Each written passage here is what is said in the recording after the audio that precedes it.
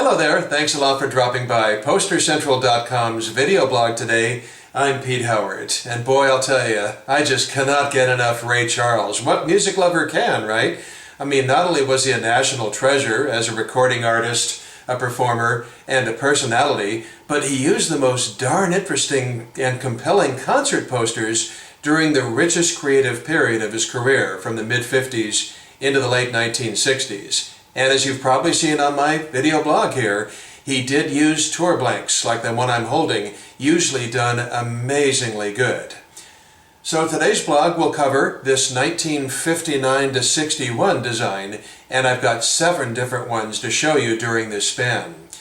Interestingly, this is the exact time that Ray transitioned from Atlantic Records to ABC Paramount, going from the powerhouse R&B label of the 1950s to the more pop-oriented ABC Paramount and mainstream chart success for Ray. And it's really interesting to see how this particular poster design handled that transition.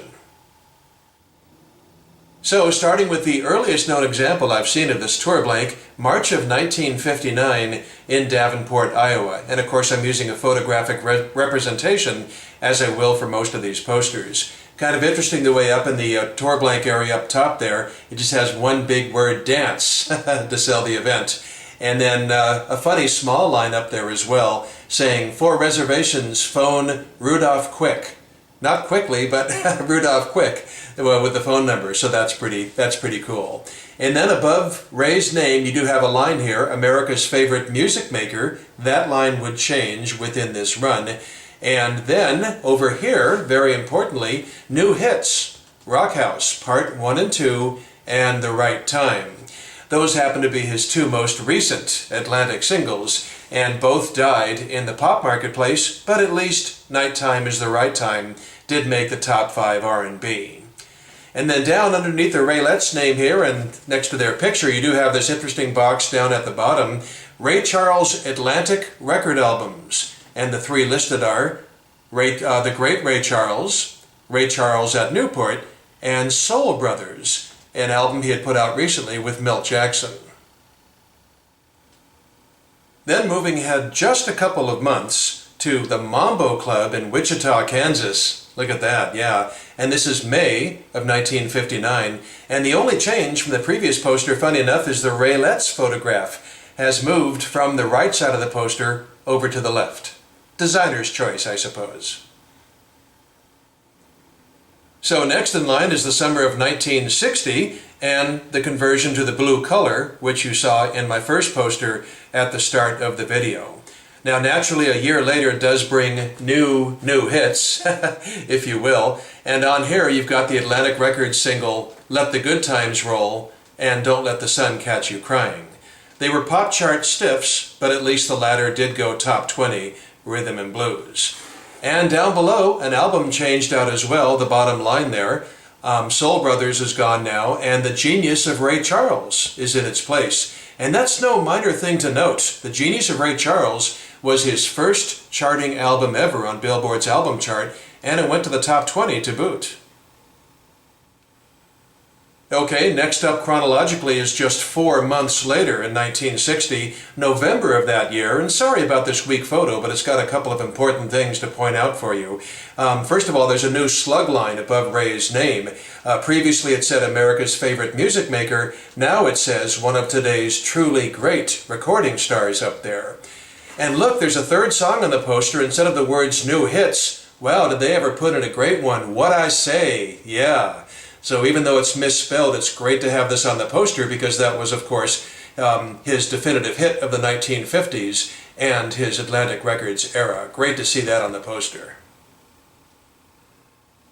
Now this one's a really short jump. Instead of 4 months later, this is only 4 days after the previous poster, but boy, what a lot of changes. This poster is now handling the transition from Atlantic to ABC Paramount labels. And you can see it in a couple of places on the poster, which, by the way, is from Knoxville, Tennessee, on November 19th. 2 of the 3 songs are now ABC Paramount songs. Georgia on My Mind, the eternal evergreen from Ray, and Sticks and Stones, which went to #2 Rhythm and Blues. And then down here at the bottom, notice how it says at the top of the box, Ray Charles, ABC Paramount, and Atlantic Record Albums. Sharing the box there now are the two labels. And the new album in here, in the middle there, is The Genius Hits the Road, which was Ray's current LP and his first top 10 album as well, so great to have that on the poster. And then this thing has a really chilling, what I call seg line, segregation line, up in the venue information just for the Knoxville date. Check that out. Reserved section for white spectators, right under Knoxville. Boy, that's always chilling when you find a segregation line on your vintage R&B concert posters. So chronologically, moving ahead 3 months forward from that brings us back to the one real poster I have to show you in this blog. Princeton University in New Jersey, February 25 of 1961 at Dillon Gym, misspelled with an extra I in there. And it's nice because in addition to the robin's egg blue, poster body here, which looks so nice, you've got blue ink for the venue information up above, and that just matches really nicely. With the song titles, Georgia is still the top listed single, so that's good. And then you've got two current but completely insignificant singles, Come Rain or Come Shine, which was on Atlantic, and Hard-Hearted Hannah, which was on ABC Paramount. And the album box down below remains unchanged from the previous poster. And for the last example in this wonderful series, we leap ahead 6 months to August of 1961, Wichita, Kansas. And other than this bright orange color, there is zero change from the previous poster.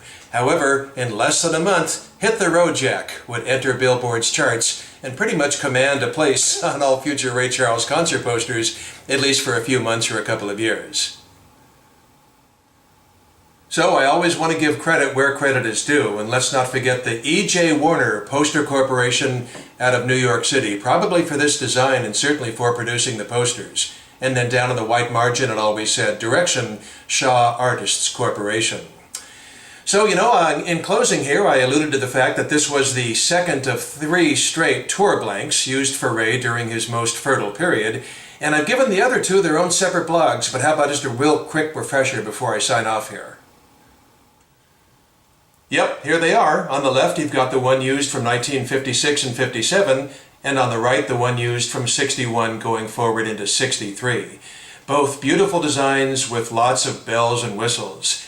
And it's also kind of interesting to note that the same photo session was used to produce the pictures used in all 3 of these tour blanks, in his white suit and his striped tie. Just a slightly different, just a few frames different, and same with the 59 to 61 that I have been showing you. I think it sort of nicely ties together all 3 tour blanks.